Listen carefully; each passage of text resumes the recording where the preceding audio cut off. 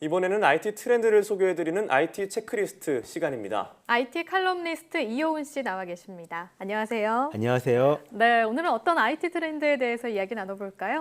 예, 요즘 이 페이스북 개인정보 유출 사태 때문에 굉장히 네. 좀 시끄럽습니다. 네. 한국에서도 한 8만 7천 명 정도 이 피해자가 발생했다라고 알려져 있는데요. 그래서 오늘은 이 디지털 프라이버시를 지키면서 인터넷과 스마트폰을 좀 더 안전하게 쓰는 방법에 대해서 한번 좀 정리를 해볼까 합니다. 네, 저도 물론 페이스북 이용자여서 좀 불안한 마음이 있었는데 오늘 좀 잘 들어봐야겠네요. 네.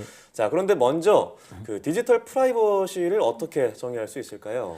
보통 프라이버시는 사생활 또는 이제 개인 생활을 남에게 간섭받지 않을 권리를 말하죠. 네. 이 디지털 세상이 되면서 이 권리에 조금 문제가 생겼습니다.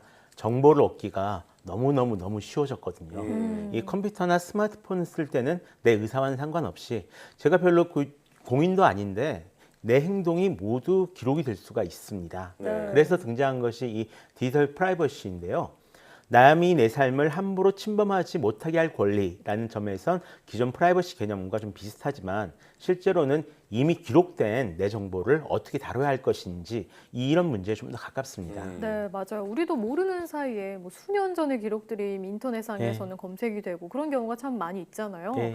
그러면 아예 이런 기록들이 남아있지 않게 기록이 안 되게 할 수는 없을까요?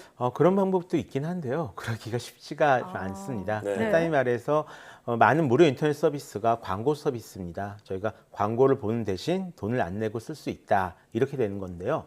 그리고 이 광고는 대부분 우리 개인정보를 기반으로 해가지고 타겟팅을 할 수 있는 형태로 제공이 됩니다. 이 때문에 어떤 이들은 아예 이 디지털 시대에 프라이버시는 없다라고 주장하기도 하는데요. 네. 어차피 다 기록되기 때문에 어떤 이름 없는 존재가 될 수는 아예 없다는 거죠. 게다가 그렇겠네요. 앞으로 많은 기술 발전은 이런 데이터 분석을 기반으로 해서 이제 성장할 텐데요. 특정 개인을 정확하게 알 수 있는 정보가 아니라면 이런 것은 좀 비식별 정보라고 부르거든요. 네. 기업들이 이런 비식별 정보는 좀 자유롭게 쓸 수 있도록 하자라는 의견도 있습니다.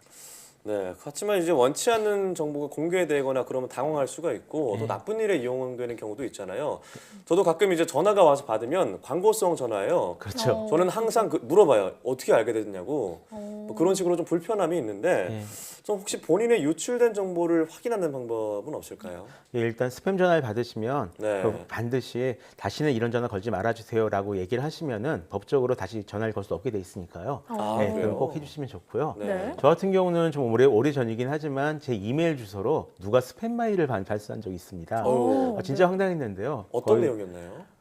내용은 저도 모르겠는데 네. 이 메일을 거절한 사람들의 메일이 아. 다다다다다다당 이런 속도로 1시간에 2천 몇 개가 순간적으로 쌓여버리면서 굉장히 업무에 지장을 받았던 그런 네. 경험이 있습니다. 덕분에 어쨌든 그때부터 개인정보 보호에 대해서는 좀 많은 관심을 두게 된 그런 편인데요. 혹시 자기 이메일이 해킹된 적이 없는지라고 궁금하시면은 먼저 네. 이 사이트에 들어와서 확인해 보시면 좋습니다.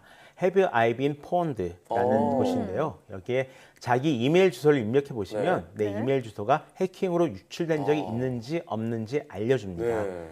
아쉬운 것은 주로 해외 사이트를 대상으로 확인해 준다라는 그런 거고요. 네. 저 같은 경우 한 8번 털렸더라고요. 예. 네. 그리고 한국에서는 아직 이런 사이트가 없는 대신에 이 해킹 사고가 터질 때마다 일일이 그 사이트를 네. 가서 이제 확인하는 방법밖에 없잖아요. 네. 대신 이 프라이버시 클린이라고 해서 내 주민등록번호나 이 휴대폰 인증을 받은 사이트를 확인하는 방법이 있습니다. 네. 이 주민등록번호로 인증받았을 경우에는 지난 5년간, 휴대폰 인증 같은 경우는 지난 1년간 받은 이 내용을 확인을 해볼 수가 있고요. 또 홈페이지에서 바로 탈퇴 신청을 할 수 있으니까요. 한번 가보시면 좋을 것 같습니다. 네, 이 프라이버시 클린. 네, 저도 여러 번 들어보긴 했는데 네. 막상 직접 들어가서 확인은 안 해봤던 것 같아요. 조금 안일을 했던 네, 거죠. 오늘 이 시간 끝나고 확인을 꼭 해봐야겠네요. 네, 이번에는 꼭 해봐야겠다는 생각이 드네요. 왜냐하면 이런 진짜 개인정보 유출 문제가 심각한 것 같아요. 그렇죠. 이번에도 페이스북 그런 유출 사태에서도 여러 가지 기사가 나오더라고요. 뭐 유출된 정보가 러시아로 흘러 들어갔다 이런 내용도 있고요. 우리 한국 이용자들의 피해는 어느 정도인가요? 일단 저희 한국에서는 8만 7천 명 정도 이용자가 피해를 받았다라고 하는데 네. 근데 사실 이번 페이스북 사건에서 빼어져 나간 정보는 좀 심각한 정보는 아닙니다. 뭐 아이디랑 패스워드 이런 것들이 나간 건 아니고요. 네. 그냥 공개된 이름이나 생일, 학력 그리고 뭐 어떤 것에 좋아요를 눌렀는지 이런 정도의 정보인데요. 어떻게 네. 보면 되게 별거 아닌 정보들이잖아요. 그런데 이게 큰 문제가 된 게 네. 이런 정보들을 잘 조합만 해도 내가 어떤 사람인지 내 정치 성향이 어떤 건지 이런 것이 드러났다라는 겁니다. 그렇겠네요. 그래서 이 상대방이 내 정치적 성향을 파악한 다음에 그에 맞는 광고를 내보내서 내 생각을 좀 제어하려고 했다라는 거죠. 좀 무서운데요. 이런 것을 웹 라이닝이라고 불리는데요. 우리는 이제 우리가 접하는 정보에 영향을 받을 수밖에 없잖아요. 그러니까 그거를 이용하는 겁니다. 그래서 현재 페이스북 측 같은 경우는 10일 오늘이죠. 오늘 지금 잠재적 피해자들에게 개별적으로 안내문을 보낼 예정이다라고 하고 네. 있고요. 방통위랑 과기정통부에서도 이 페이스북 같은 사업자들이 개인 정보를 적절하게 수집했는지 좀 실태 조사를 벌이고 있습니다. 그럼 이렇게 개인이 이런 정보 조작에 대해서 스스로 대응할 수 있는 방법 같은 건 없을까요?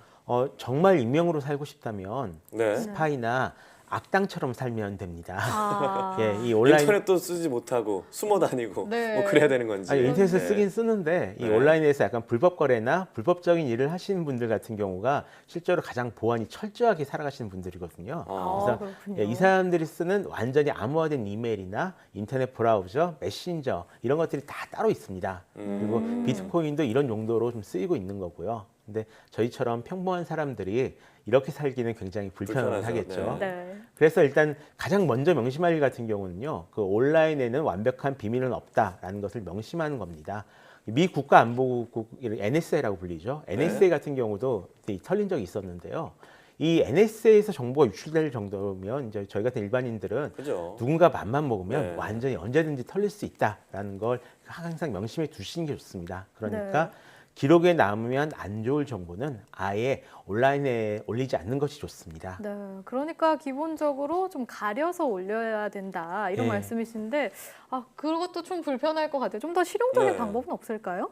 일단은 그 아이디와 패스워드 같은 경우는 좀 여러 개를 만들어서 조합해서 쓰시거나요. 아니면 그 원 패스워드 같은 이제 암호 관리 프로그램들이 있습니다. 이런 네. 프로그램 쓰시는 것도 좀 좋은 방법이고요. 또 인터넷 웹사이트에 접속하실 때는 이 처음에 시작하는 주소가 보통 HTTP를 많이 쓰시잖아요. 네, 근데 그렇죠. 여기서 뒤에 S, 그래서 HTTPS가 확실히 붙는지 확인을 하셔야 됩니다. 왜죠? 이게 S가 붙는 게 이 웹사이트에 전송되는 내용을 암호화하고 있습니다라고 이제 알려주는 그런 기술이거든요. 그러니까 이 S가 붙은 사이트가 아니면은 이 암호 입력 같은 이런 작업은 하지 않으시는 것이 좀 안전합니다. 네. 그리고 구글에서는 2단계 인증이라고 부르고요. 네이버에서는 이제 OTP 인증 기능이라고 부르는데요.